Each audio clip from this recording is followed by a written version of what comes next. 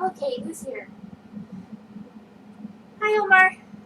Yeah, sorry, I had the audio turned off until somebody showed up.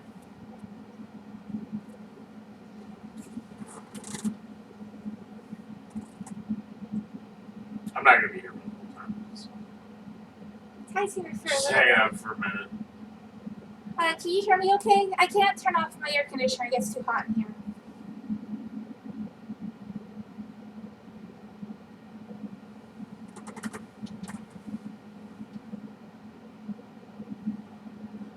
Oh, no, I think what you were saying was me moving windows over.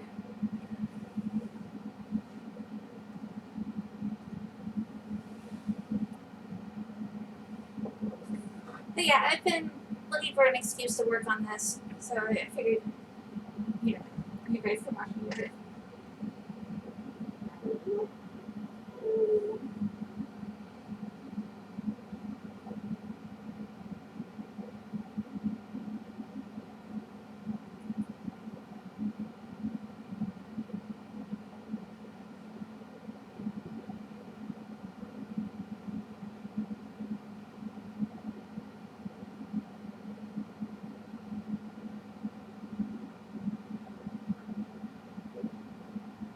Boy, all right.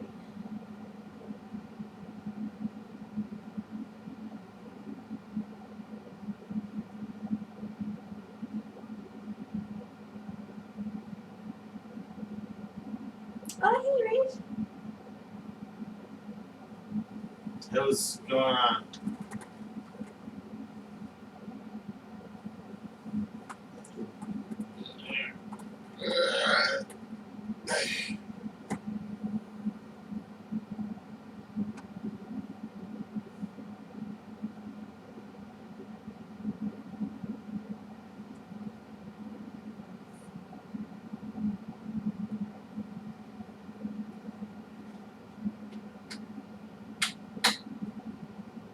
How you guys doing today?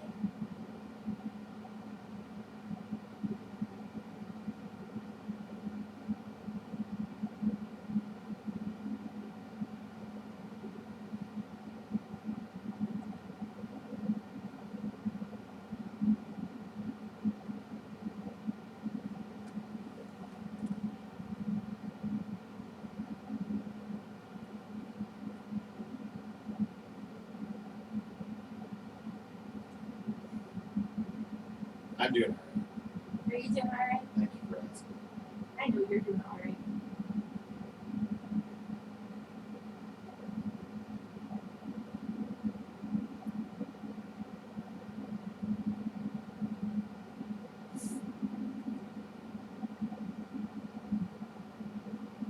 Oh no, that sucks. What is suck? Rach says the fourth day in this apartment and the fridge keeps dying sometime during the night. Oh, fuck's That sakes. sucks. God, what did you move into our building? Okay, to be fair, our fridge hasn't died yet. Yeah, but our management is terrible and we have myriad problems. Yeah, there's always something wrong. Oh, that's good. They just able to move their stuff to an empty apartment 2 floors down. Well, that's a pain in the ass. Well, at least it's not going bad. Yeah, it's not like the 2 times we had a massive blackout in our apartment and lost all our groceries. Our previous apartment, they were like, oh well, our bad. Like, there were 2 blackouts that lasted like 3 or 4 days. Christ, that was a nightmare. Yeah, we had to go hang out at a coffee shop for like hours. That was before bed bugs, right? Yeah, that was before bed bugs. I don't like what I'm doing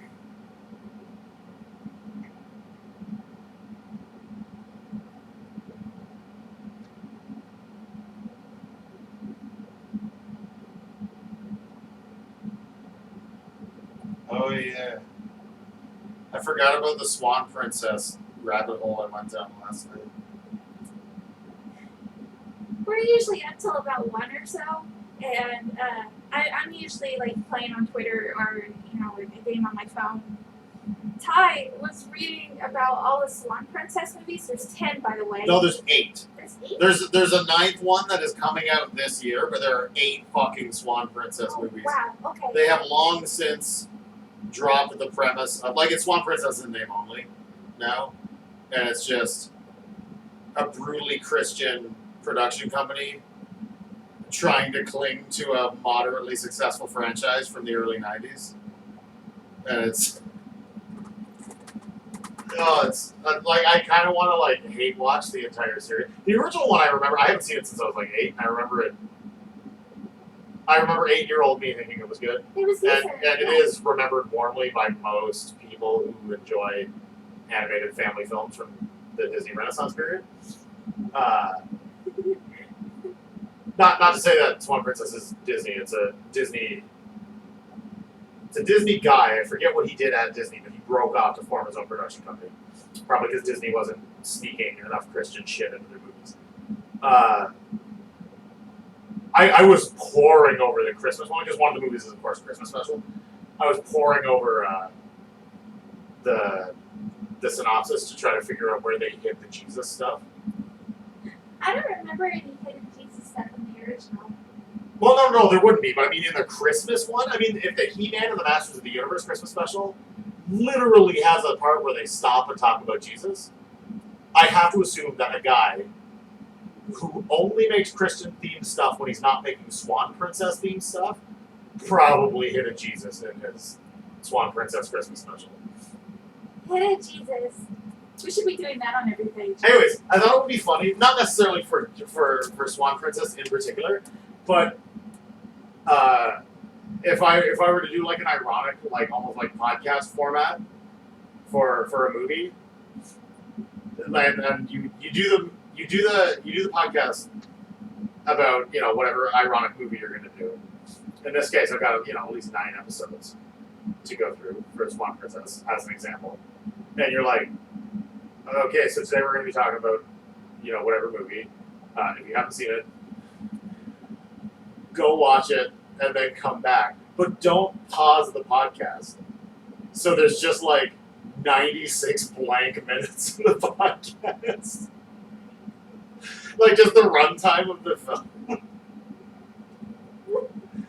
And it'll be great because it looks like it's a big, long, juicy podcast. But it's just, this is how my Mario Maker levels are, by the way. I don't know if anybody who's here in chat has been playing Mario Maker. Of the 2 that are here in chat. But like,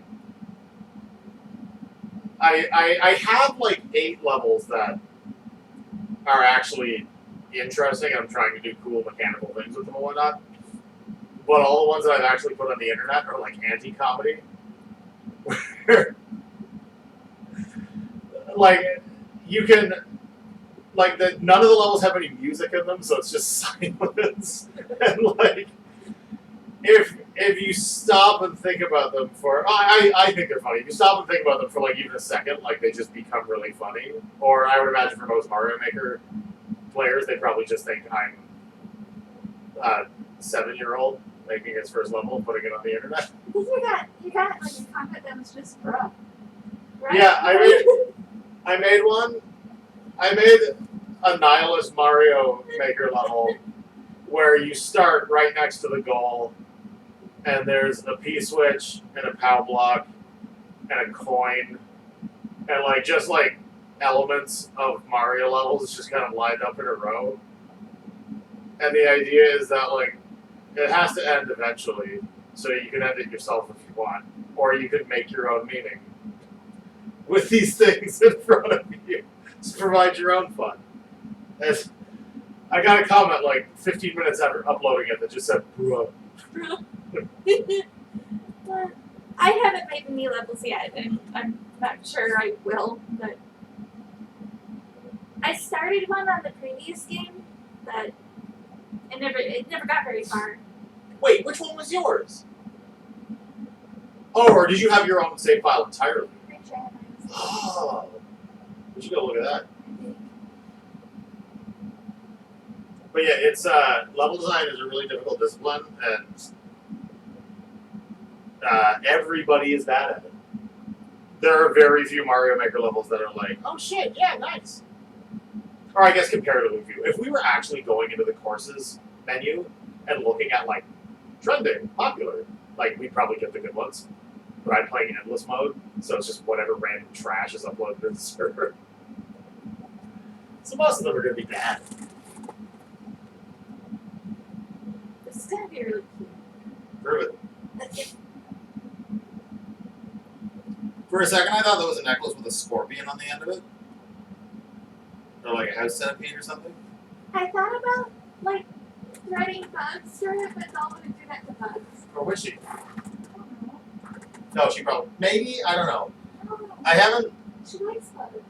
haven't got too far into Doll's politics. Originally, like I said in the book, her character was way more violent. We were supposed to do mail today. Who did that to her? Shit. Originally, she was supposed to be so much more casually violent, and then as we started doing a comic and I started giving a shit about the character, I realized that that was lazy and insensitive to just make her that character, and it was more challenging and I think fulfilling to have her react more like an actual child would. And so, you know, harming and especially killing people is completely out of the question now. But bugs, I don't know. I would say probably no, She likes bugs. because she's the skeptical, sciencey, Yeah. like compared to her culture in general. So yeah, she probably has a more respect for bugs. I figured it'd be like little funny shaped bones and glass beads, Oh yeah, for sure. toad pebbles. Are you guys still with us? In the No, chat? they left in disgust. No, they left us.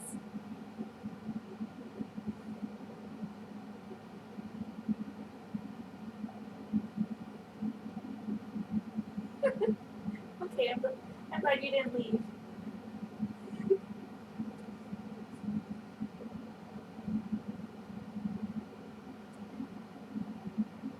Monty news. Yeah, I forgot to check his bowl this morning. Did we check his bowl? There's a little more guy. Okay, yeah. He stopped by while we weren't watching last night. The night before, I'm pretty sure I spooked him off because I was trying to chase Leo from spooking him off. And the night before that, I spooked him off while I was trying to chase Leo away from spooking him off. Leo's been a complete dickhead about it. It's like he has like the sixth sense of whenever Monty is here, and you know he's cats. I'm sure he smells them, but he's been a real butthead about it these past couple of days. And so poor Monty's dinner has been interrupted, but he's come back to eat it. But yeah, he's doing good. He last time we saw him, he was really wet because it'd been raining, but he seems fine. No, we've not seen any prints, and it's pretty clear nobody else but Monty is eating the food. So yeah, no raccoons for the time being.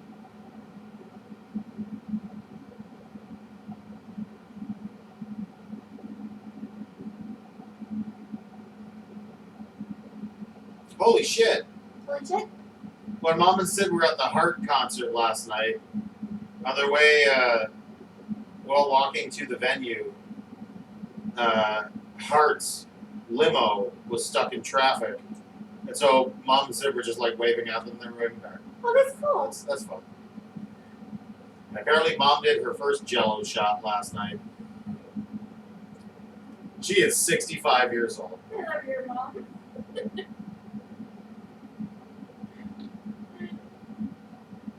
That's adorable.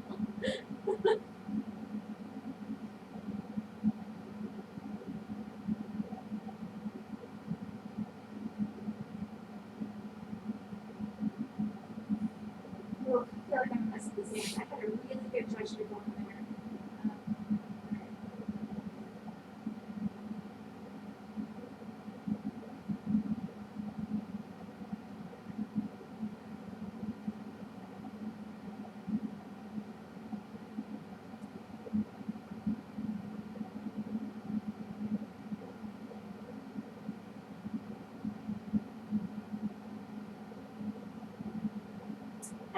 been to a lot of concerts.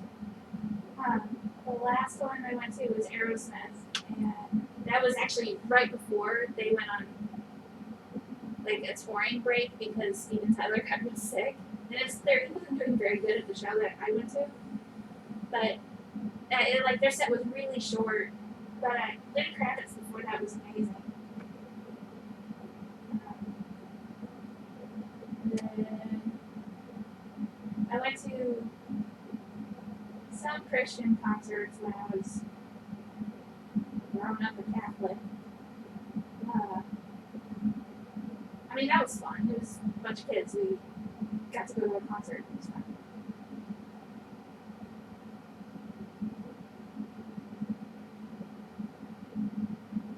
My first concert, technically speaking, was Canadian children's entertainer Eric Nagler when I was like 3. You can wiki him. I think he's like an activist now. I think he specifically helps like people who've been the victims of sexual assault or something. He's also a huge advocate for polyamory. Oh, And I knew that. he looks exactly the fuck like my dad. It's really weird. Anyways, first concert I ever saw that could not be classified as children's entertainer and actually musician. I can't remember if it's Natalie McMaster or Melanie Doan, but some Canadian chick with a fiddle. What I'm saying is I've seen them both. I just don't remember which one I saw first. Yeah, I had to think about it. It was either Matchbox 20 or Aerosmith. I just can't remember which one was. I can't remember if I've seen Chantal Kraviazik in concert. That is a name.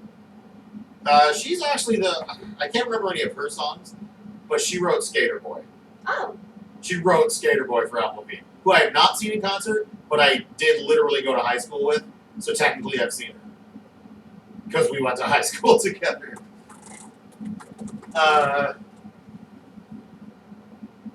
And then my first concert that's like concert I gave a shit about was like days after moving to Toronto. I saw KMFDM. And that was good. And then most recently I either saw Flying Lotus or Meshuggah. And Meshuggah played after like 2 opening acts who had their own sets. Meshuggah played for 100 minutes. And I don't know how if I put on Meshuggah you would recognize it. But like it's like everything Meshuggah does is rounds. So like the bass will be playing 4 bars, and then one of the guitars will be playing 3 bars, and another one of the guitars will be playing 5 bars, and like it's just all this hypnotic death metal because like it just keeps going like a fractal, and they play for 100 minutes, and it was so fucking exhausting. And then me and Lucas, this was down by the docks, so this was like away from like you just walking back into the city from the docks is like it takes a while, and so we were walking back in thankful silence because we had just listened to like 2.5 hours of death metal.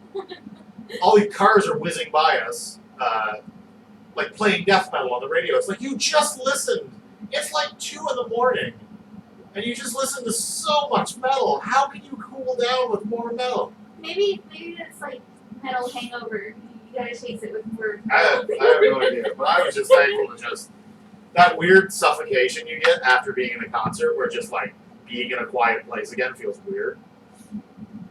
Omar says he's been to Rob Zombie / Marilyn Manson, which is really cool. That'd be super fun. Yeah. That's fun. And Natalia Laforte, I don't even know that name. I do not know that name now. Hold on, let me Google this. Fuck Buttons was amazing. Fuck Buttons is incredible. Fuck Buttons was so good. I wish I could have seen that one. Oh, Omar says Mexican pop. Yeah, I definitely never heard of it. Seeing Skinny Puppy Frontline Assembly and How Job in one show was like the best because I was able to cross 3 of my very favorite bands off in one ticket. I didn't like how the reviews after that concert was treating How Job like they were new. Oh, that's Because Head weird. Up is not nearly as famous as Frontline Assembly, and especially not as famous as Skinny Puppy. So obviously they went first. And then reviews like the next day were like, up and coming, and it's like, they've been doing this for 30 years! Oh. Up and coming. Just like nobody outside of Germany has ever heard of them. They're impossibly German. Which is weird, because well, you've heard them. The front man kind of sounds like a lounge singer, he's always crooning, so you can't really hear his accent. Yeah. And so seeing him live, and hearing him be like, oh yeah, hot dog from Germany. It was like, oh my god. That's the guy I've been listening to since grade 9? No, he straight up sounded like a cartoon character. It was weird. I love your German accent. Well, because I'm used to hearing him sing, and accents, when you're singing in English, accents kind of just barely factor in unless you're the proclaimers. Which aren't really singing, they're kind of just like emphatically talking. They're awesome. Had you ever heard me do a German accent before? Yeah, of course I have. Oh. It makes me laugh every time.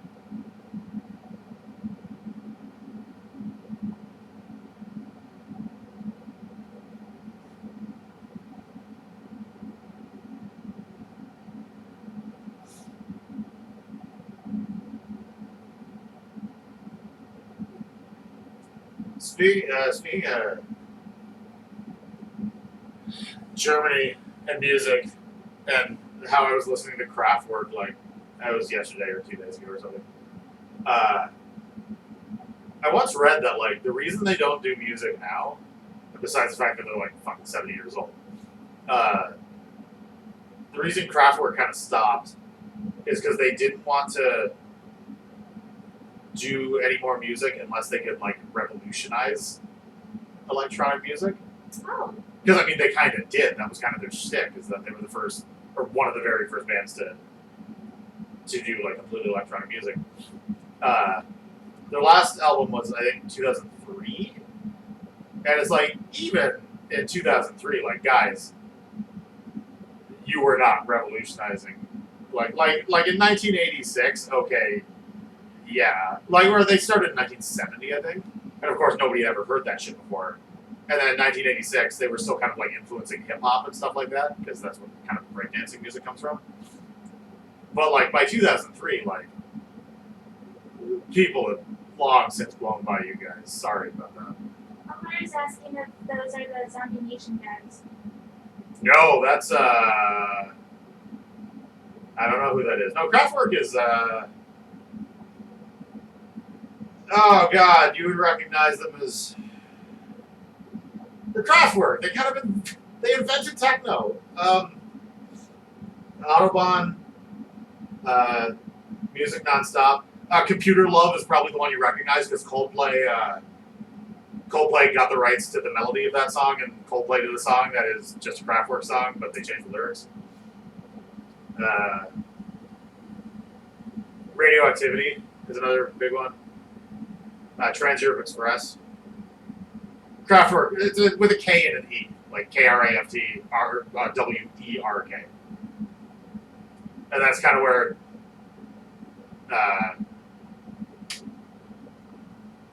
like what we know as like are not this sentence is boring. Omar says the names sound familiar and he's gonna look it up. It is not exciting music, like at all. It's influential and it's very important from a music history perspective, but like as far as music and in particular dance music goes, it is the most quiet, timid. It's not, by today's standards, it's kind of more of a curiosity than something you would listen to get pumped.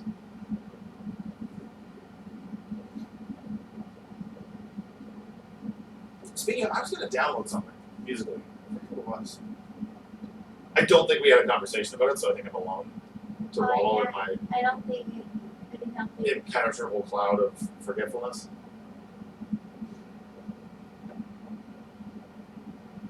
Maybe I'm still just thinking about getting the Depeche Mode discography. Yeah. And just listening to shitloads of Depeche Mode. I was listening to Devo in the middle of the night. Like you were like here in bed. Like you were You're listening to Devo? you were asleep and I was like loading up Devo music videos, just listening to Devo. I am not familiar with Devo's music, like pretty much at all. Alright, since he's listening to Logical Progression in the 90s, and that's about as electronic as he gets. I have never heard of them. My music journey is weird. It's like when I was 11 or 12, I finally discovered, oh, you can turn on this radio and music comes on. And why don't I do that in my free time? I mean, of course, I knew what a fucking radio was. Like, it was on nonstop in our household, but I never considered, like, it doesn't just have to be a thing that's on in the background when I'm eating breakfast before school. I could, like, listen to it in my room and just have music on. And then, like, that was around the time, what's the first Eminem song called? My Name Is. Yeah. That was on the radio. And I would listen to, like, the weekly top 40. And My Name Is was on the radio, and Eiffel 65 came shortly thereafter with Blue. And I remember thinking to myself, why do I like this song? Because remember, at this point, my point of reference is just whatever trash is on the radio. So Blue comes on, and it is like an electronic dance song.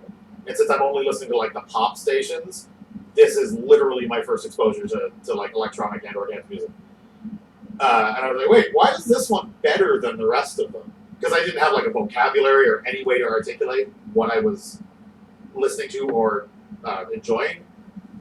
And so I tried to catch Blue whenever it was on. And then they had this like weekend radio show on whatever the station was I was listening to.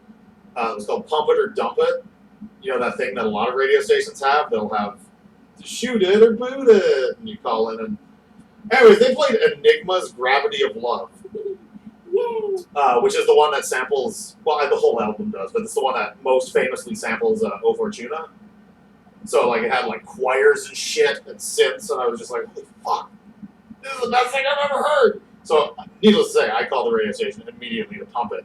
It was not ultimately pumped, it was very much done. Because it was too esoteric for a pop radio station. So yeah, that set me on a quest where I was like, wait a second, okay, so there must be good music, but it's just being hidden by, and this is when I started to realize that, like, pop is garbage. So I used to go to the CD store in the town over, because I come from, like, a shitty town of, like, 5,000 people. Bedroom community for a larger city. And I would go into their electronics section, and since I had no point of reference and the internet was barely, like, Napster didn't exist yet. So I would just go to the CD section and, like, just grade covers, basically. And I was just shopping by cover. And luckily, very, very quickly, I stumbled across the Future Sound of London. I was only, like, 13. And the Future Sound of London is, like, if the weirder part of the Beatles' career, like the psychedelic part, was more electronic. And at that point, I was just like, oh, okay, good music is weird music.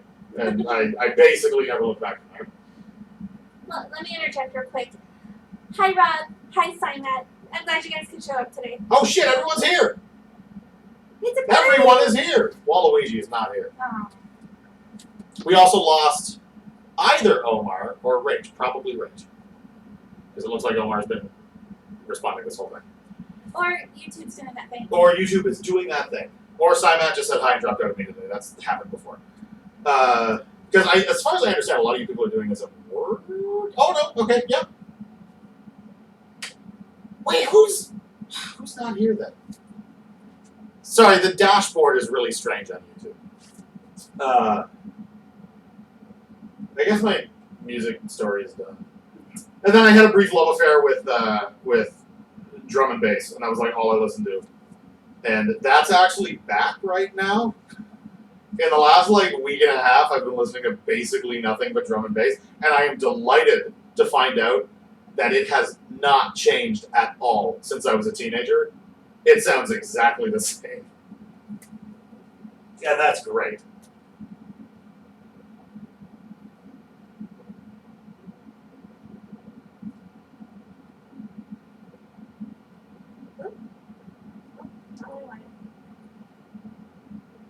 It's interesting that drum and bass has continued to survive virtually unchanged. And yet dubstep, its chilled out, twin sister, lived and died almost immediately. In the span of 3 years. Yeah. Simon, I've actually been meaning to talk to you. I would really love to update your icon. I could draw a better lion head now. I should do that for you. Once I finish everything else on my plate.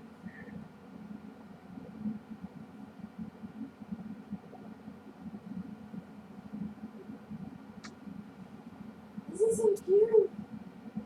I really like it. It's good. I just need to get Starless clothes on. Alright.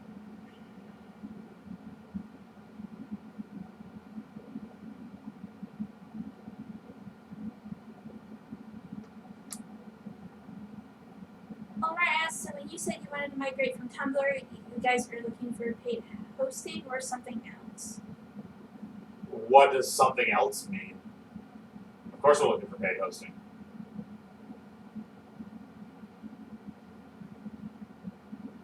It would be funny if we got a NeoCities site.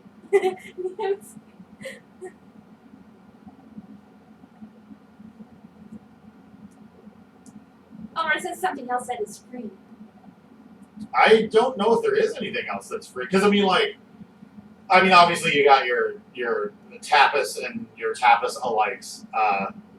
But those are gross, and we're a real comic, so definitely our own website.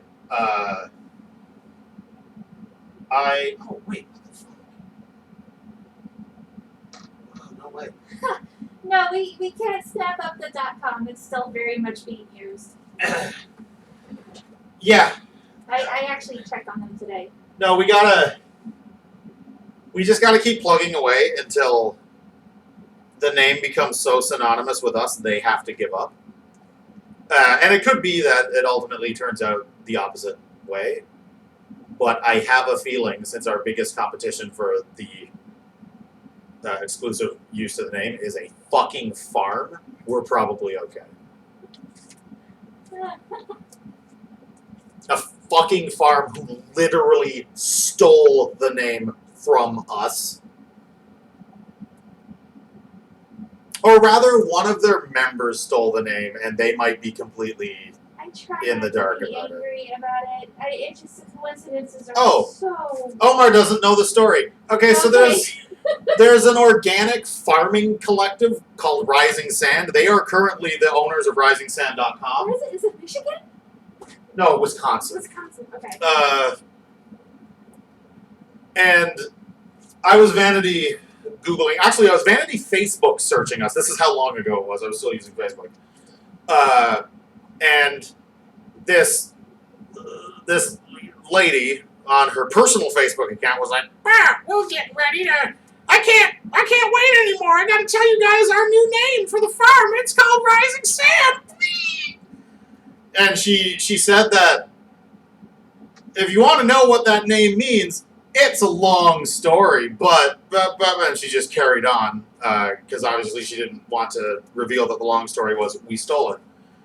And it's true, this could be paranoia because Rising Sand, given our Rising Sand TweetDeck columns, it shows up in many contexts. There's a racehorse named Rising Sand.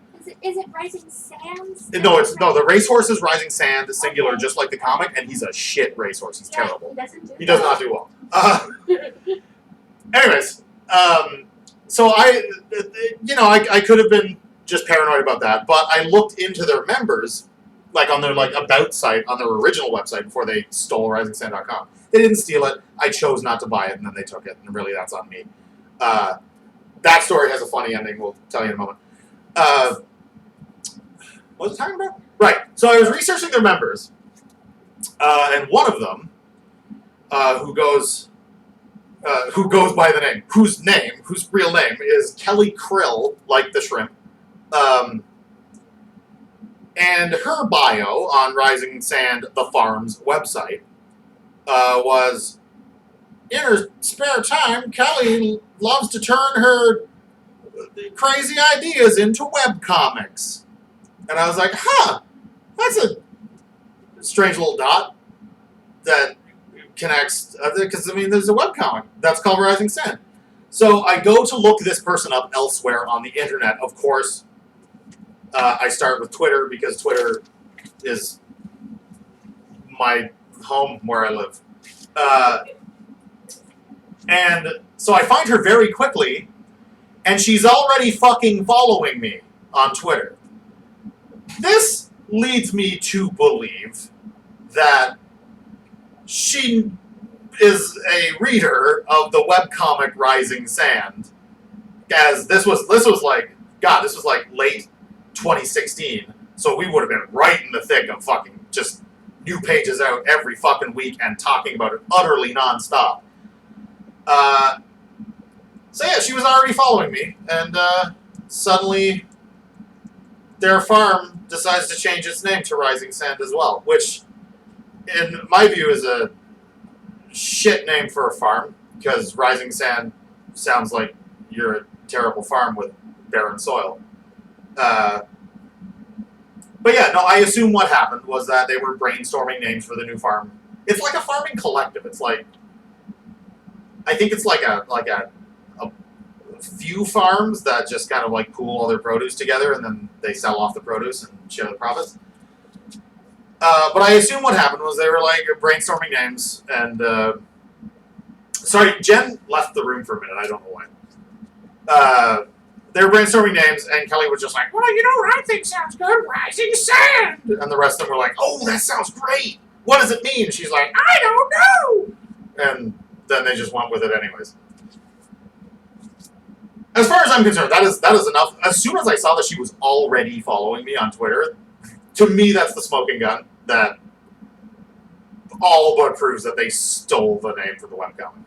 Now, to be fair, we exist in separate sectors, so I think I don't really understand U.S. copyright law, because obviously I would trademark this in the U.S. So I don't know. I think we're just allowed to both exist. Like, legally speaking, even if, you know, there was like paperwork and shit, I'm pretty sure we're just both allowed to have the name anyways. But yeah, so I'm eternally pissed about that. But with regards, the name of their business is actually Rising Sand Organics, which I think they might call it everywhere because they're scared of the webcomic called Rising Sand, because it's clear they want to use Rising Sand, otherwise they wouldn't just have risingsand.com. However, Rising Sand, the comic, superfan Rage, here, ended up buying risingsandorganics.com. So now we have their website.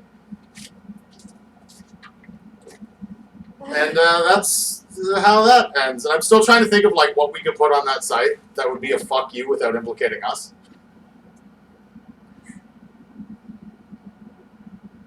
And that is Rage if you do still have that URL. I don't know if you still own it. But he did go and buy it like that day when we found out they got risingsand.com. I was feeling a little too sheepish to get it because at the time I didn't have my Whois information like obscured, and I think I didn't know how long that was going to take if I did, and so I got him to do it. I still don't know if I have my my Whois information obscured. I don't think so. I probably should. Sorry, what are you doing? I'm putting his clothes on. I just needed to know where speeds were.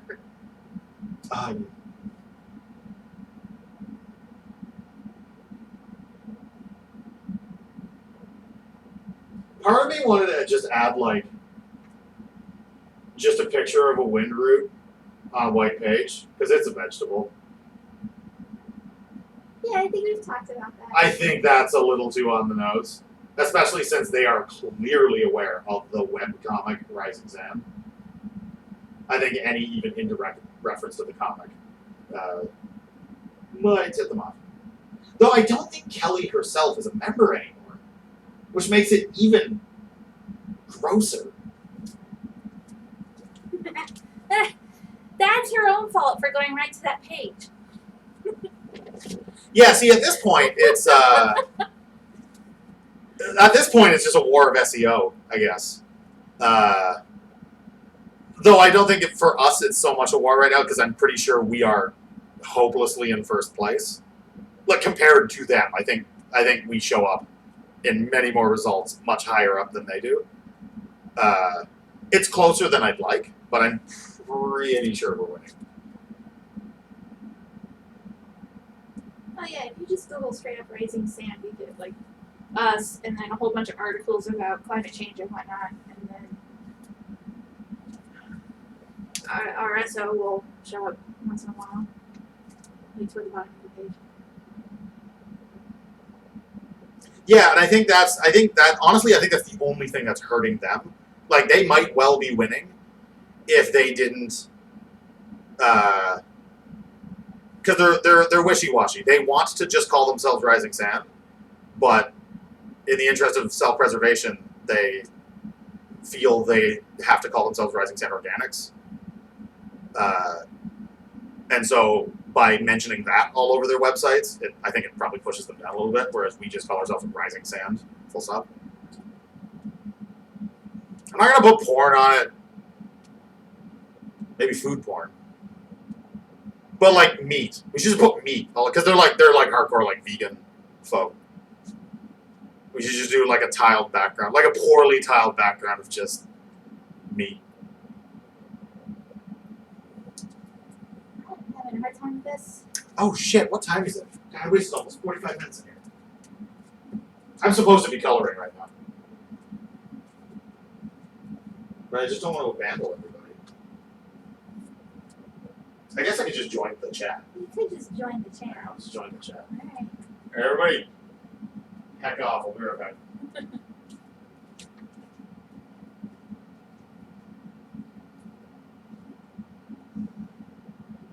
Okay.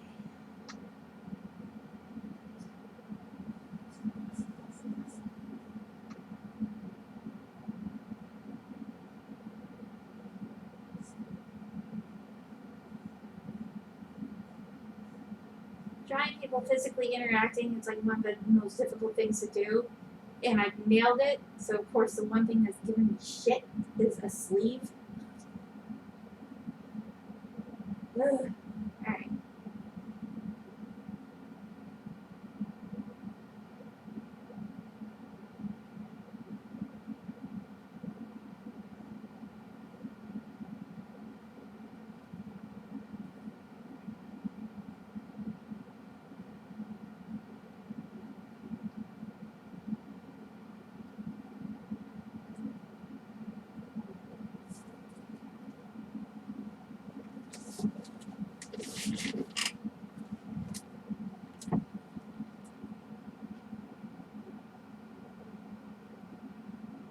You know what? I might just move on to inking for now so you guys don't have to watch me fuss with this.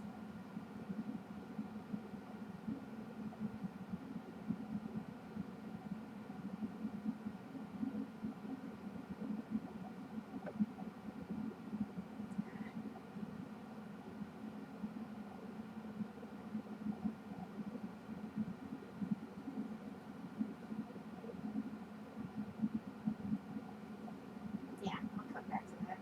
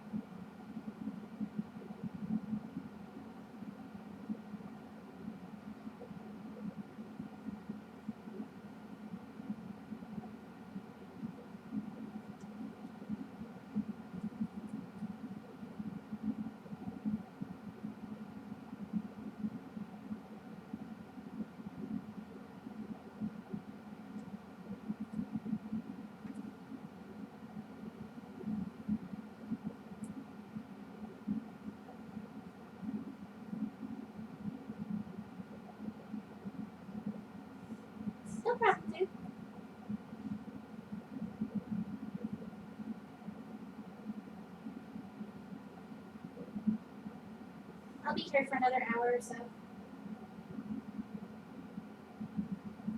Yeah.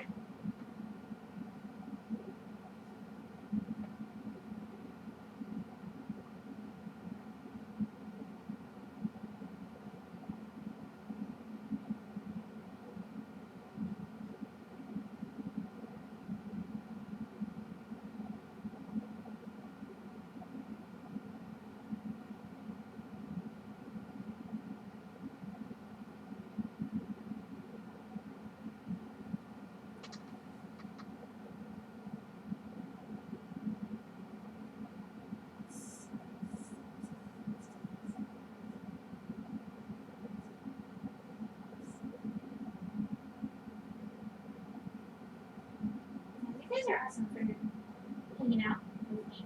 We're supposed to be working. I don't know if that's awesome.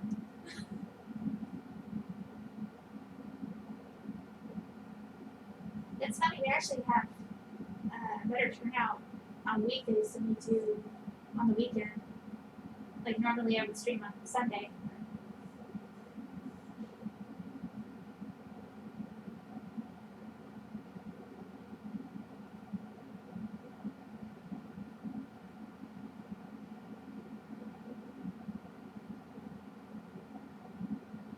Yeah, I've got the Frennon brushes. Hold on. I think it's Frennon? Frennon?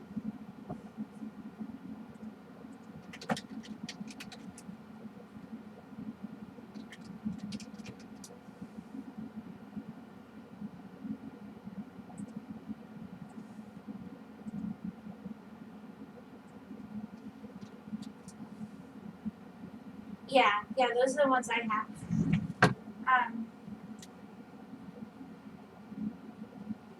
Yeah, the I think it's called Inker Manga Studio 4 Nib Flexible. And I have just tinkered a little bit with the settings to get it the way I like it. But yeah, his brushes are fantastic.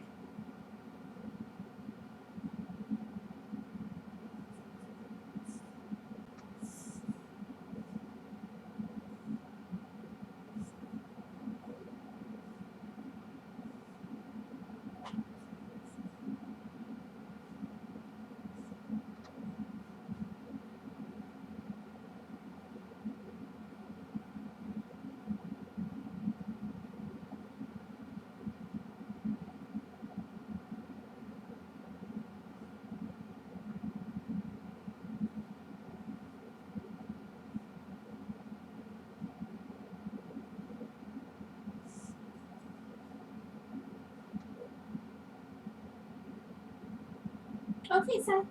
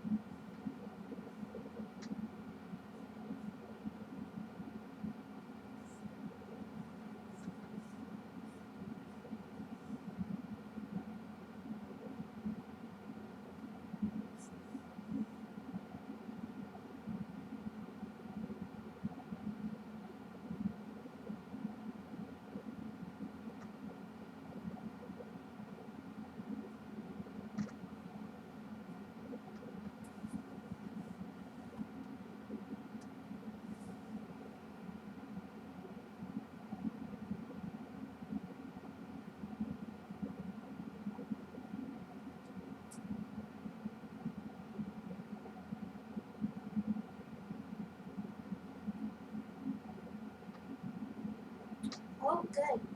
I'm glad they showed up.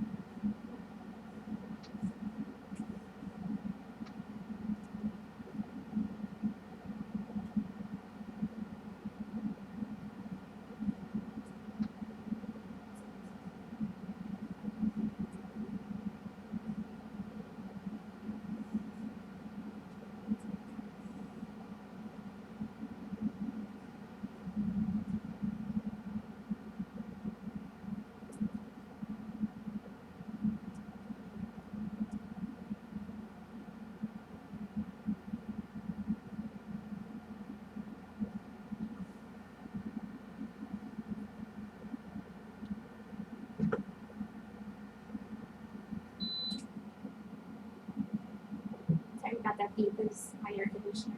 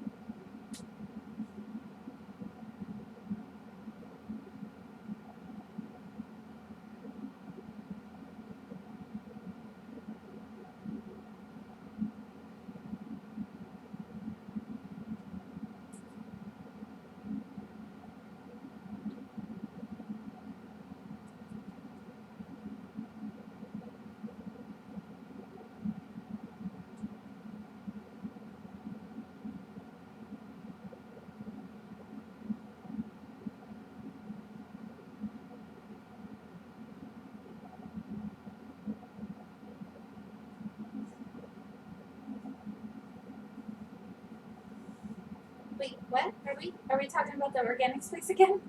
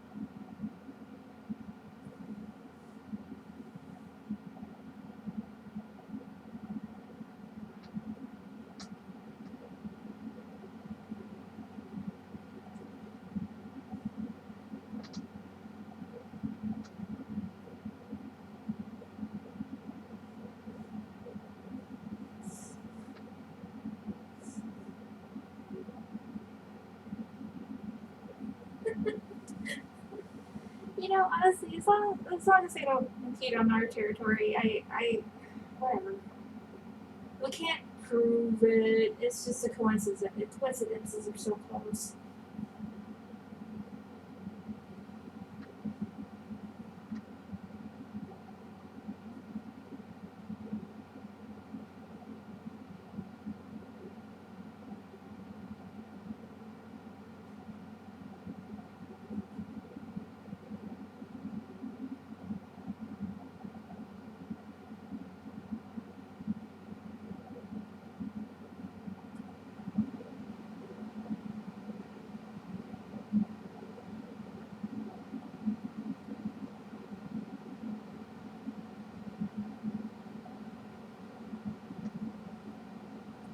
There's a Robert Plant and Ellison Cross song called "Raising Sand." That's the thing that shows up the most in like our Rising Sand column in TweetDeck. It's just people getting the name of their favorite song wrong. Or it's climate change deniers. That's always a bummer. Yeah, album, yeah.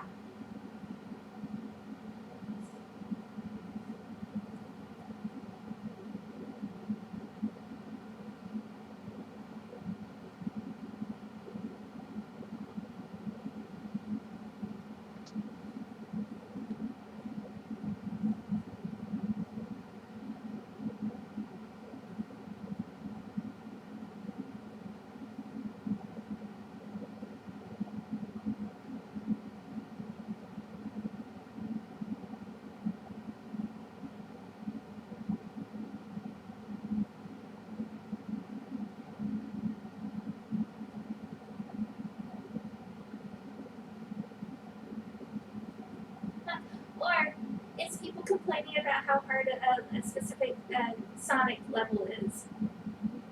They can't beat the Rising Sand.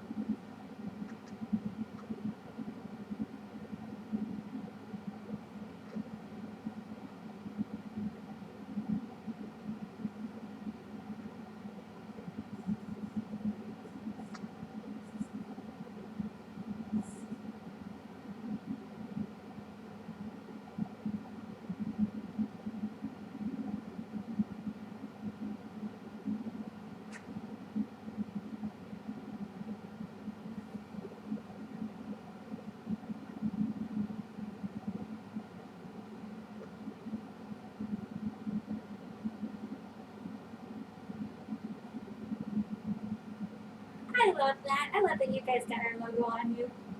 It's so cool.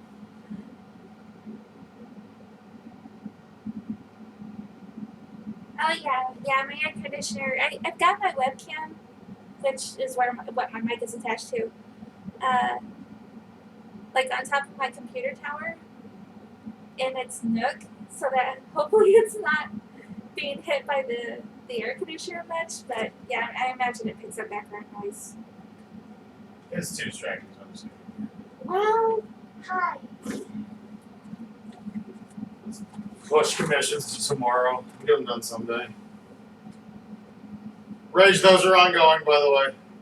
Oh, I actually do have an idea. Well, I mean, I had ideas for both of them. But Death Horse is taking a bit, so I've moved on to the other one. Which, if I can pull it off, I think it'll be really fun. But yeah, that is actually legit in progress now. It's just, God, I didn't think my schedule would get so messed up once the comic was happening again. I apologize for it being, Christ, almost half a year now.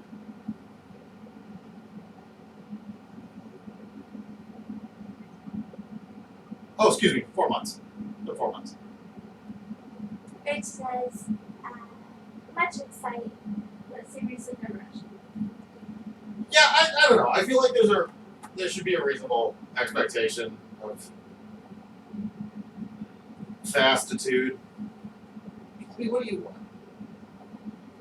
I just you guys are all of you are so goddamn patient and understanding and amazing, and thank you for being awesome. If it makes you feel any better, the comic's looking really good. Oh my god. We got some good pages coming up.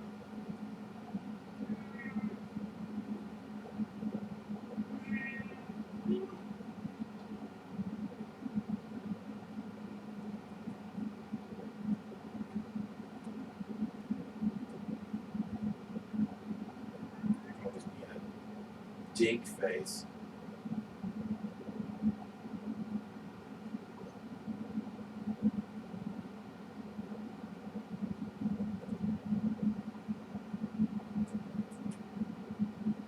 It's funny, the pages that we have so far, at least for my part,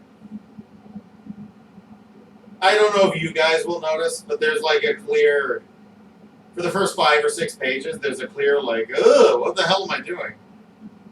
Where like I have to kind of like find my feet again for coloring pages, which I definitely think I've found now.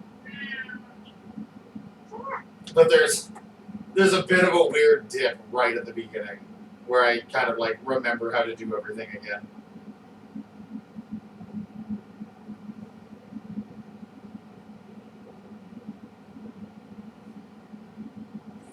Omar says you say that. Well, yeah, that's what I'm saying. I don't think anybody, but because like as much as I'm delighted that Reapers of Rising Sand are super jazzed about what we do, and I don't try to pretend that we're not making a comic that looks really good. I'm not stupid. I know we are, but like I'm trying to impress like the people who are already the very best in this business. Like that's kind of my target. Like not to say that the opinions of you are not important. Of course they are. Readers are obviously the most important component. But like my target is to impress people who have been, and maybe it's stupid, but my target is to impress people who've been making comics for like 40 years, and be like, yeah, check this out, creator who has been inundated with comics his whole life, and have them be like, oh wow, that looks great. And we've wowed a couple so far, I guess. I don't know. You just always. It's hard. I'm a person who finds it very, very difficult to climb out of like the imposter syndrome hole, and I feel I have to take it farther every single time. And I mean that's part of why we're so goddamn slow. At this point, it is mostly my fault that we're so slow. Jen has actually started getting quite a bit faster than Act 1. It really helps having multiple pages to work on at the same time. I, however, am not faster than Act 1. I'm about the same.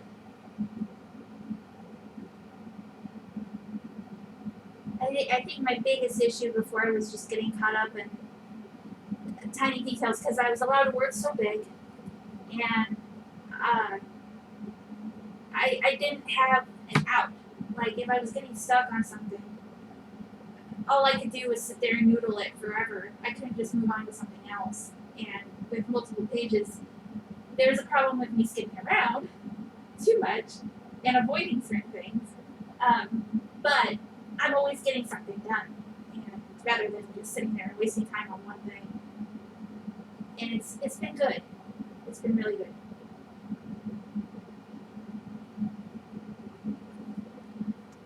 You don't have your glasses on, do you? No, I do not. Okay.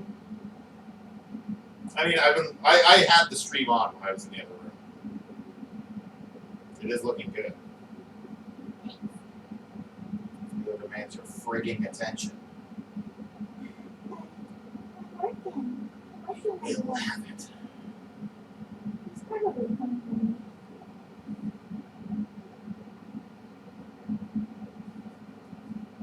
You're probably hungry. James Stocco?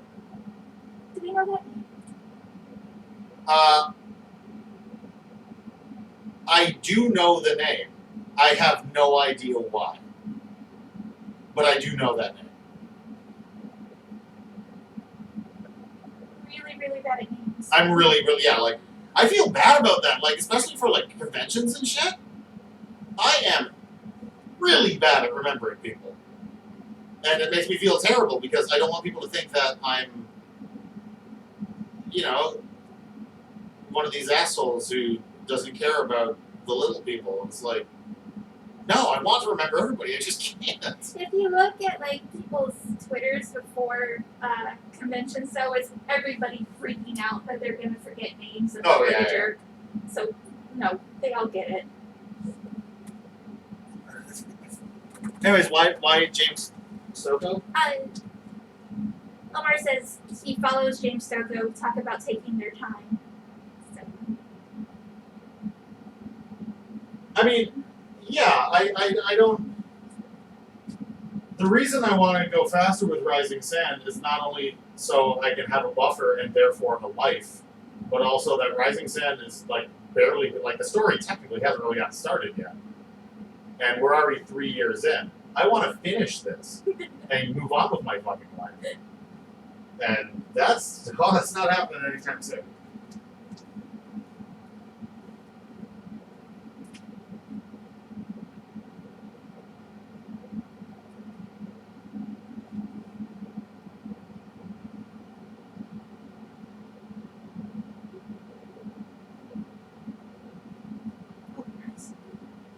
I saw a page of a comic like 2 days ago or something. I screenshot it with my phone. I'll show you later. I don't remember what comic it was or whose or whatever. Somebody retweeted or something. I was just looking at images. And they were hitting an almost animated film vibe with like no effort. And it was the kind of comic page where it was like, I should fold that into Rising Sand. So I don't have to do what I do every damn page.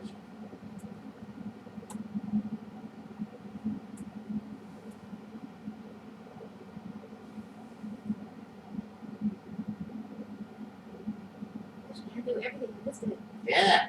Yeah.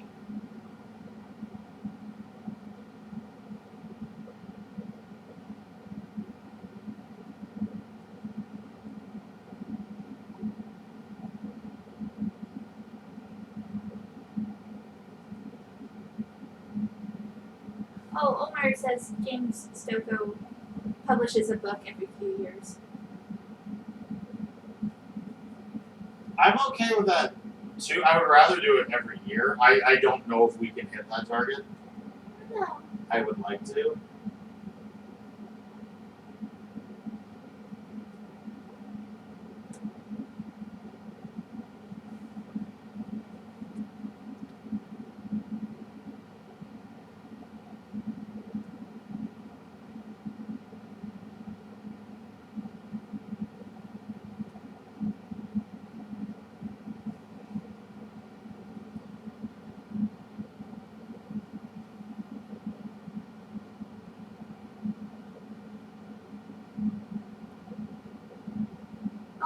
house?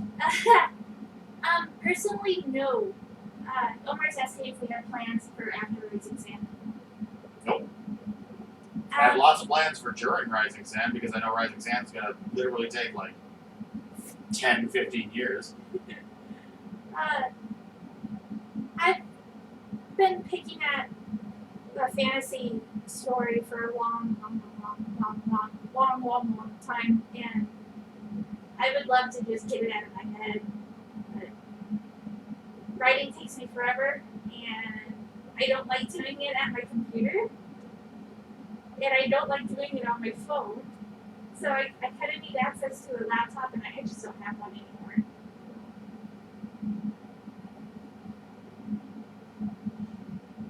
If you dig far back enough in our BTS posts, you could see me talking about it a bit. I kind of go into what the story's about. God knows forever ago, though. You'll have to dig a bit. Oh, hey, speaking of BTS, you guys who are here right now are probably the ones who I should be telling, but I'm going to try to make it this week. Might end up being next week. Depends. I have so much fucking art to do. It's probably going to be a public post, so please don't be mad. But it's going to be a how to draw Sylph. Because almost everybody who does fan art for Rising Sand does it incorrectly, and I kind of wanted to make like a PSA about it. Not that I mind that much. I mean, I get it. I've never drawn like a style guide for them, so people keep drawing Sylph ears like big Warcraft elf ears, which is outrageously incorrect for like what their ears are actually supposed to be. So I'm gonna be doing like a rundown of like ears, eyes, just things to keep in mind for drawing Sylph, and in particular doll in the future. But I feel that's a thing that everybody should know about. Because I'm sick of being like, oh shit, yeah, they did the thing with the ears again. It's funny. The first time I drew doll, she had rigid, thick Lord of the Ringsy elf ears, and they looked, like They were not- Warcrafty. not Lord of the they Rings. weren't Warcraft. Well, Lord of the Rings would be like barely just a little tiny point at the top. Oh, okay. They were pointier than that, yeah. But it wasn't.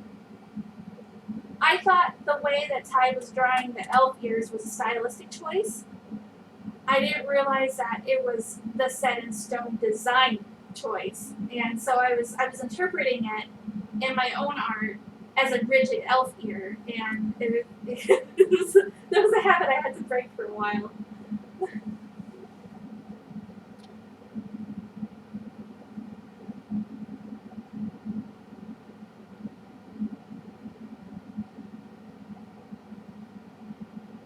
How could someone be so incorrect? As you. Unbelievable.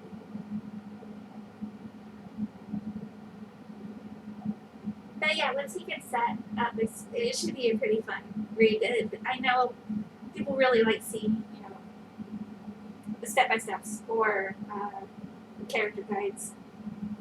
I know, personally speaking, I really like seeing inside the creator's head like that.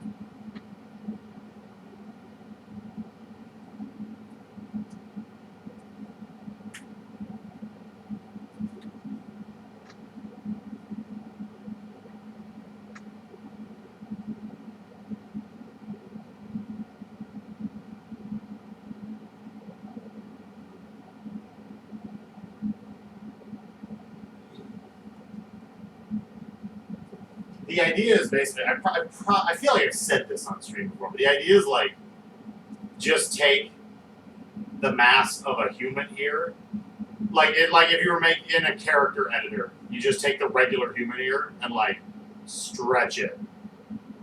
So it's like the same amount of ear meat stretched over a longer, so like they're super thin.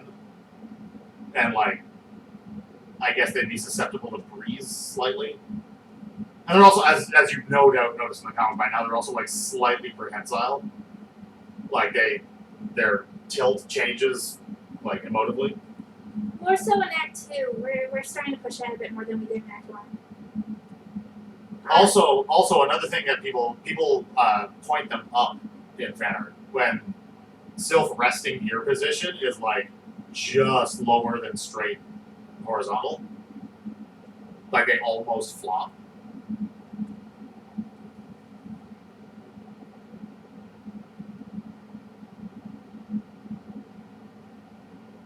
Homer's asking if it's going to be one of those step 1 basic shapes, step 2 block in, step 3 just add details, fully rendered image type deal.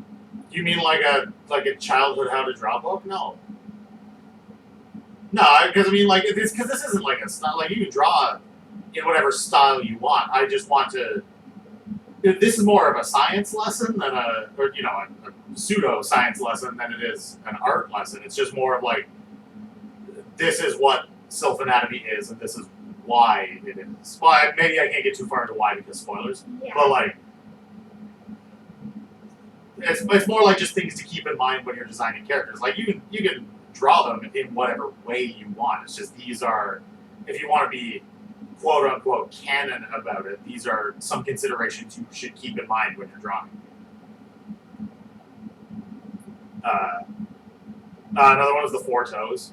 Not that anybody's drawn shoeless Sylph yet. 5 fingers, 4 toes.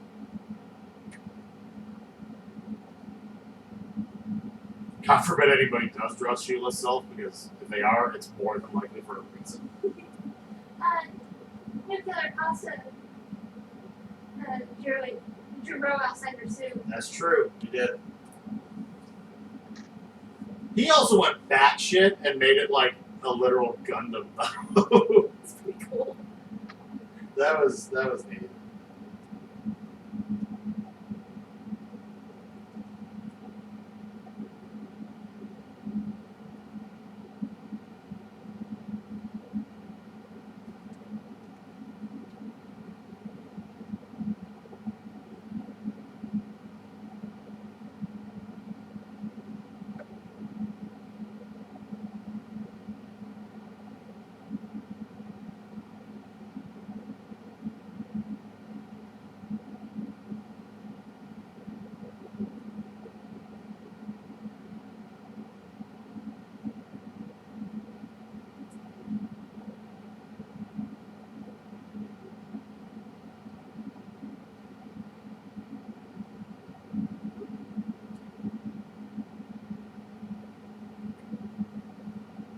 Her face turned out great, by the way. Now that I have glasses on.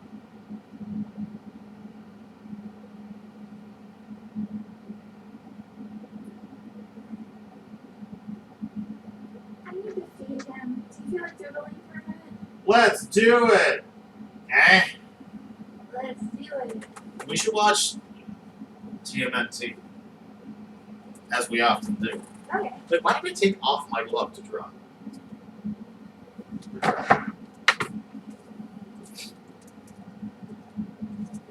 Pull. Okay. Head can drop for a little bit so you can hear 100 facts.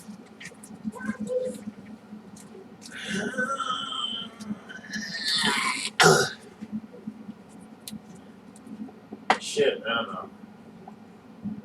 Where's... fuck's sake. God, I hate drawing this thing. Let's see if I can...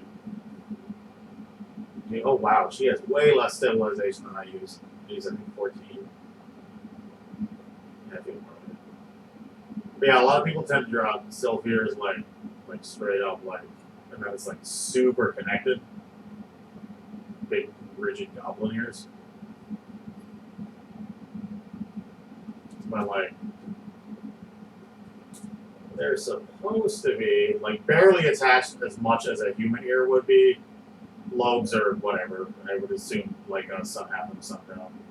And then this is really hard for me to draw on her thing. I'll try to do this as much as I can. Like,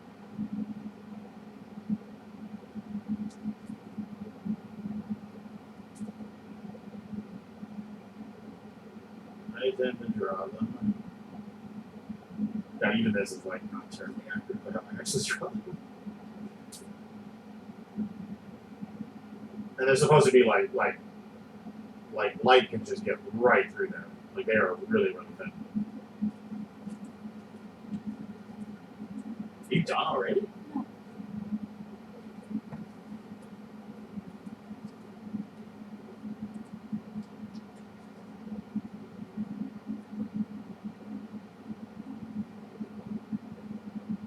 Oh wait. What am I even doing?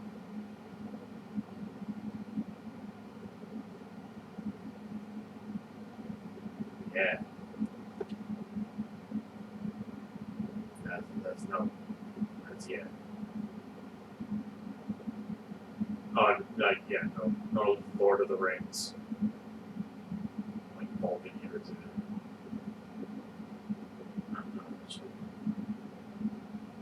And of course, I should also reiterate that like I don't care if people ignore this either. I just figure it's a thing people probably would like to know.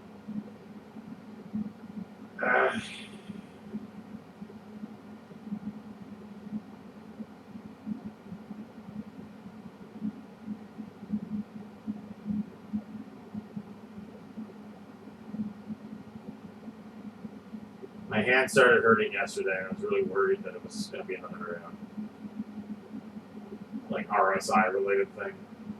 Then I remembered that 2 days ago, I was building an IKEA shelf and pounding the shit out of it with my hand, like to get all the pegs and shit that fit in place. So I have a feeling that had something to do with how my hand feels right now.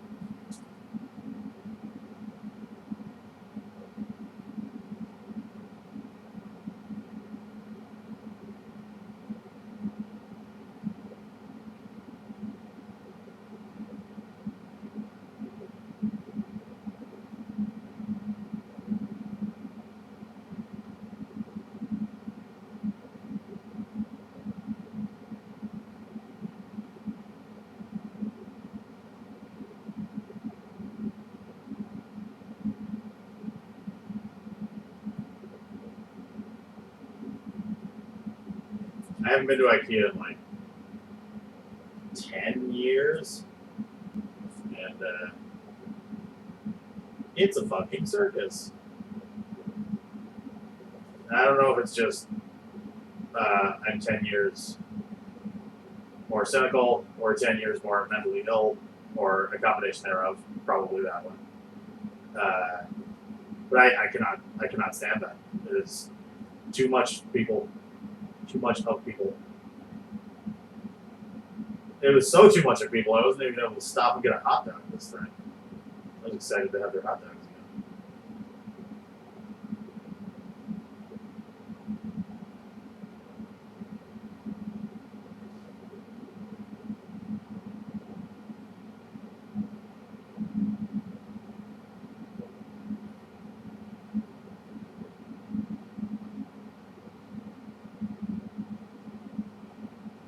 Oh yeah, I mean, I don't doubt as you get older, you just hate things more. But I mean, I am also autistic with problems with crowds, so I can imagine that is liable to flare up as well.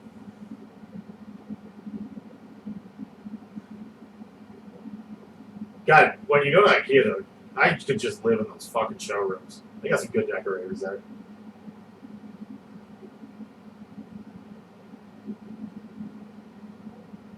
And if only teenage me could have got my parents to IKEA to show them that black walls are totally a viable color for walls.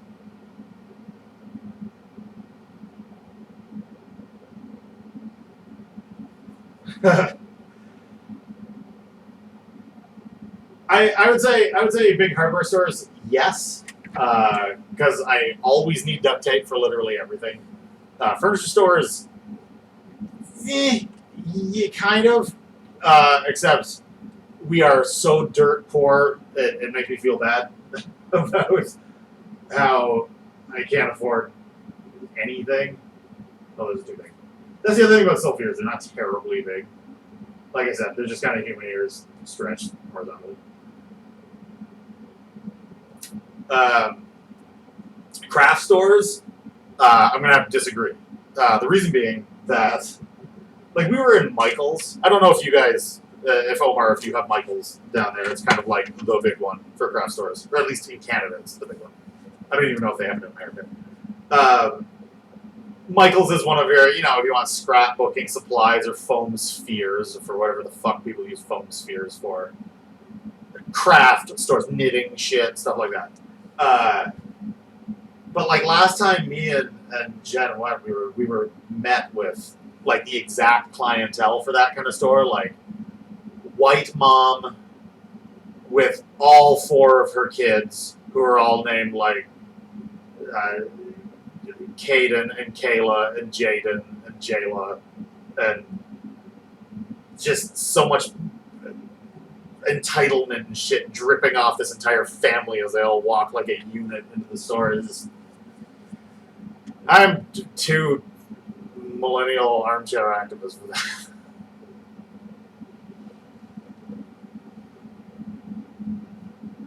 I was in there for a crochet hook. Oh yeah, no. Don't get me wrong. The service of the store is fine. It's the atmosphere that I don't like. I also am just a house mouse and I don't like leaving very often. Unless it's for Tim Hortons. Look what I have done. And years. See, that's Lord of the Rings. That's Warcraft. And we get most of the fan art we get is like that. Well, the way I draw elf ears is more toward Lord of the Rings, but longer, rather than. Right. Warcraft is where like they look structurally sound. Like they look like they have like you're hanging a flag off a big pole. And if you want to go like super like night elf with it, they do the thing where like it goes and then like it keeps going. Or like I almost didn't have enough room there. You get like the ear and then it's just like. It was really weird to see that in the movie. Yeah. Remember when like they briefly showed elves in the Warcraft movie and like they had the big lizard elf ears? It's like it almost doesn't work in film.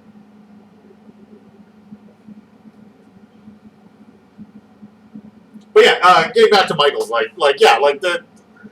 you go like we went in there. We went in there because I needed a crochet hook. They didn't have the crochet hook I needed, but yeah, their products are fine. I hate the people because I hate people.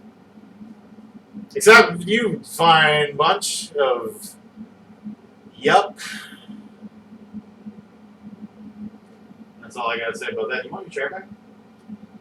Actually, I would like to have a new chair. Oh, so I just. Oh,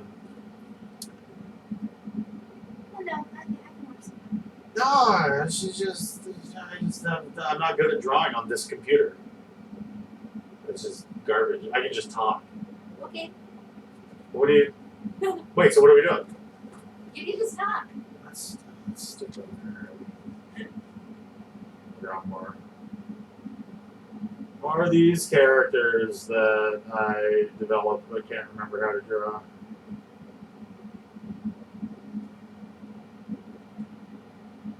I notice I start with noses, which is weird. I do too.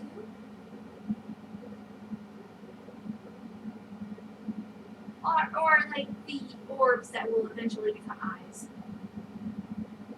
This is the thing for Sorrel. We've talked about it before, and I don't think I've ever actually drawn it.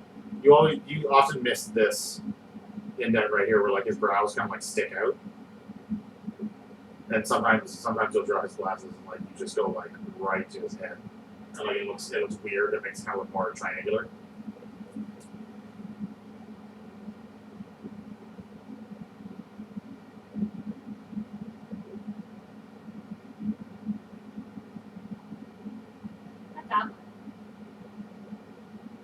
He is such a weird, like almost accidental character design. Who's like one of my proudest character designs now. Oh god, I forget how to actually like draw him smiling, which he's doing most of the time. I guess we just gotta draw his cheek coming up over his glasses, right? Ah, I can't remember how to draw Sorrel.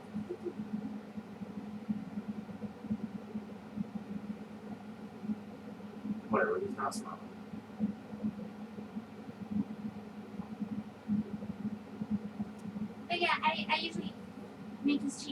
a wee bit pointier and a bit more wings. And then he's got all the smile lines coming out of his nose or whatnot. He's got that weird, flat, not quite butt chin. And he doesn't really have much of a jaw either, but it doesn't matter because he has the sideburns. I like the triangles. Yeah, I think the broom head is better.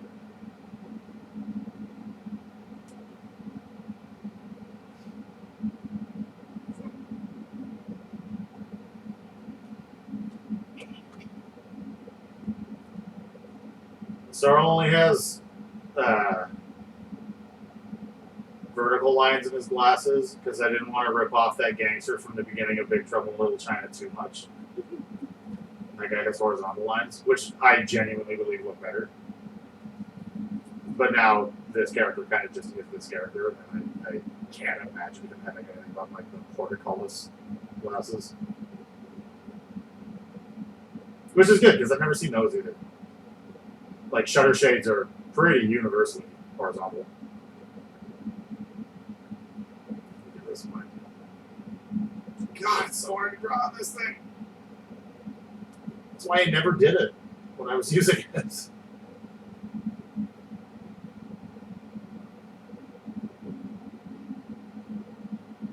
Oh, another thing I noticed about I mean, it is a bit, not to any number of characters who never take off their sunglasses. I mean, I'm sure we can put our heads together and come up with like 12.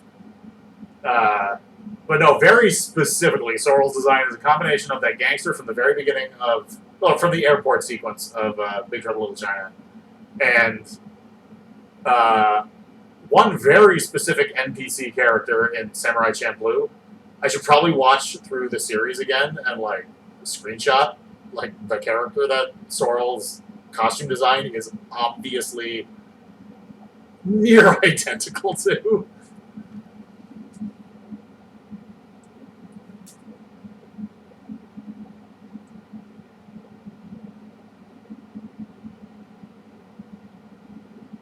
Easy.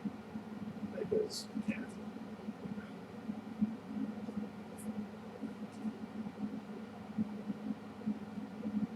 I noticed I've taken from you this. I do that now. Yeah. I've taken the that from you for eyes, and then also drawing the edges of smiles like that. Both of those I got right from you. It ruined everything. Oh yeah, Samurai Champloo was amazing. I've actually never seen Cowboy Bebop. More people seem to say that Cowboy Bebop is the superior series, but like it's weirdly evenly split. And because it's evenly split, I have a feeling that like I won't be as blown away by Cowboy Bebop as I maybe quote unquote shouldn't be. We should watch that. We should. I should finish Samurai Champloo. I never finished it. Because I wasn't working, I was paying attention to the cartoon. Narratively, it's ass. I know, but it's so The ending is not satisfying, so but it's a wonderful show nonetheless. I like it a lot.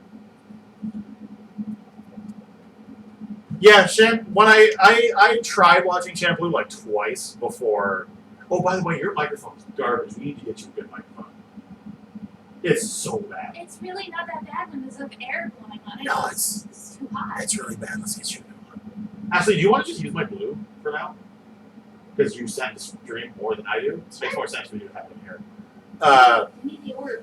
Even then, that's not the best microphone in the world. It's got to be better than your webcam. But yeah, Samurai Champloo I tried watching like twice and just petered out. Not because I wasn't interested, but I just think there was just other shit going on, and then I just kind of wasn't paying full attention for one episode. Then I was like, ruined, and I just never went back. But like, yeah, when I did watch it, it was like it took barely. It was inside of 24 hours. I think I watched pretty much the whole thing. It's all on YouTube for free, like officially. That's cool. Like both in Japanese and. Everybody should watch it. I have it bookmarked. I just haven't watched it yet. It smacks of they made the story up as they went along. Almost like I almost have trouble believing that the way that series ends was like that was the plan from the beginning. It's weird. It just doesn't feel satisfying at all. But it was good. It's animated so well, and there's like such cool ideas happening in the series that it's just like, yeah, all right, fine, whatever. So its story's a little weak. It is wonderful to look at, and there's great world building, so it's fine. Which, honestly, I think is the worst we can hope for Rising Zed. If the story turns out to be crap, that's pretty to look at. There's some cool world building ideas, and hopefully people will just forgive us. Well, so far so good. Oh yeah, by the way, I'm peeling now. Are you peeling yet? I thought I was. We went to the beach last week, and it was totally overcast, and we sunburned anyways. Because we're dummies. Yeah, look at that blight. That is the actual word for sunburned skin peeling off. You are peeling off blight. BLYPE, rhymes with Skype. Archie Blanky, keep your chat. No, yeah, for real, look it up. That is a real word.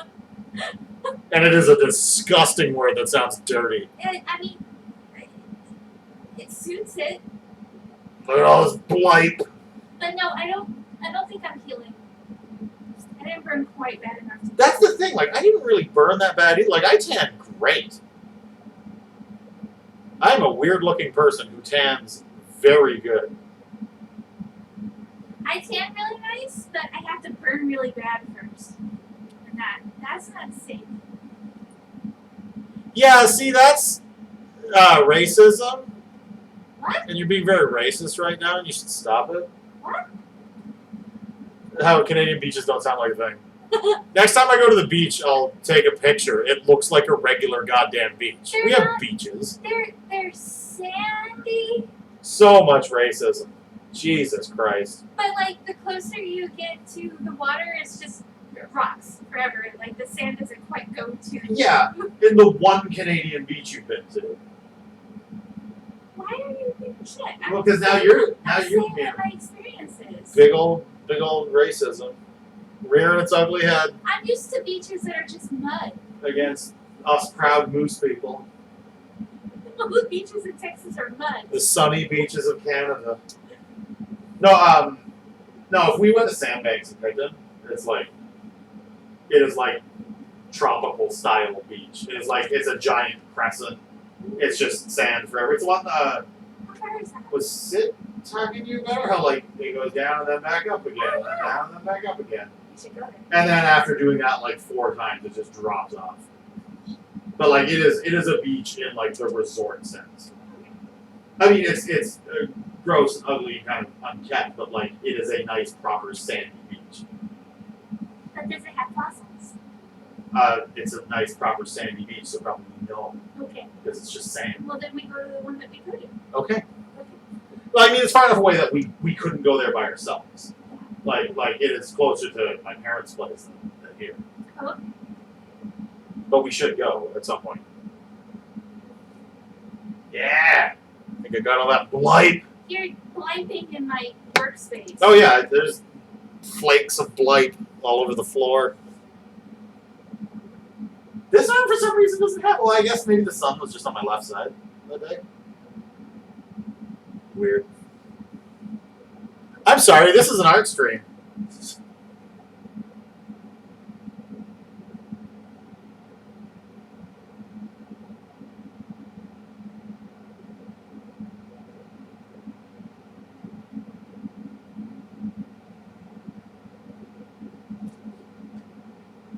Now I will draw one art.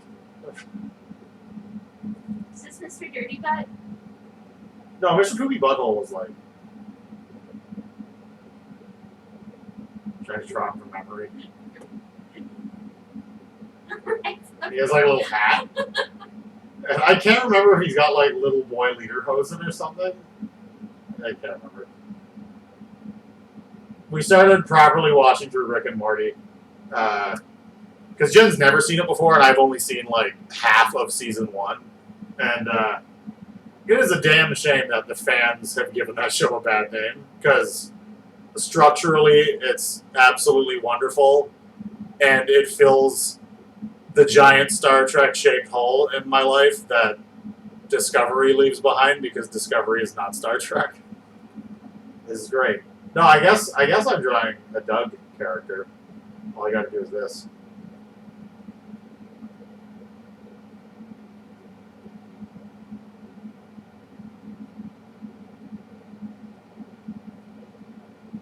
Oh wait.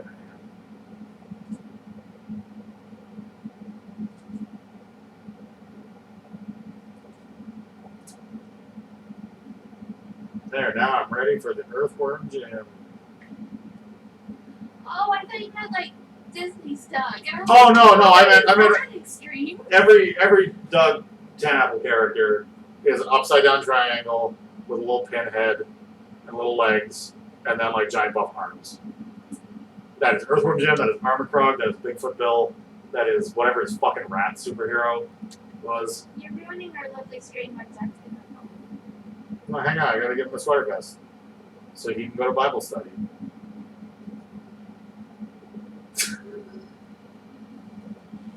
You've ruined everything. He's just going to Bible study. He's gonna bring a bottle of water in case his throat gets parched. I actually really like what you did with his head there. Like the eyes poking out from the itty mouth. That looks nice. Like there's some nice style there. He's ready to stay hydrated. God. Oh yeah, it does kind of look like a Diglett. Oh shit. No, it's the trio. I actually forget what Diglett looks like. Basically that, right? Yeah. Except Doug Trio is angry. Because that counts as evolution in the Pokemon. Wait! He's going to Bible study. We can't have evolution here.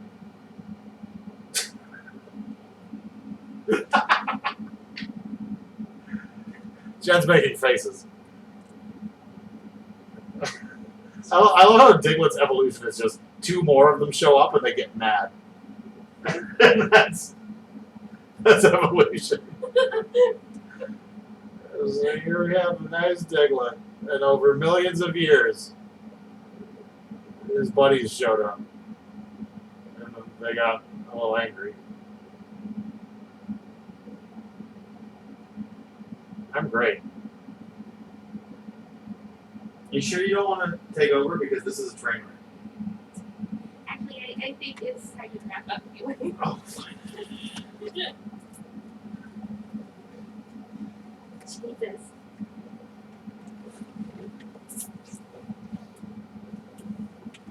That's what I'm all about. What is he? Mr. Poopy Butt? It's Mr. Poopy Butthole, if I remember correctly. Poopy Butthole. Would you like me to say these? Do you want these sketches? No. Fuck. I'm such a pack rat. No. No? Okay. I'm such a pack rat. Bye. Thank you for saving me.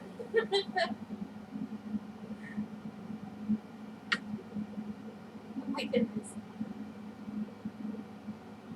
Okay, so that is coming along. Yay. It will be added to the pile of stuff that I need to finish for you guys. I think it looks great. But it's cute, right? That was great. But yeah, next week I'm thinking we're gonna do a request stream, and I really, really want to draw Pokemon again. So get your Pokemons ready, because I want to draw Pokemons. I'm gonna say Pokemons a whole bunch. The Pokemons. But yeah, okay. I'm gonna close the stream and do something else for an hour before dinner. You guys are rad. Thank you for hanging out with us and listening to us shoot all kinds of shit. We should have a podcast No. No. where I talk about the Swan Princess. No. Alright. Love you guys. Bye. Okay.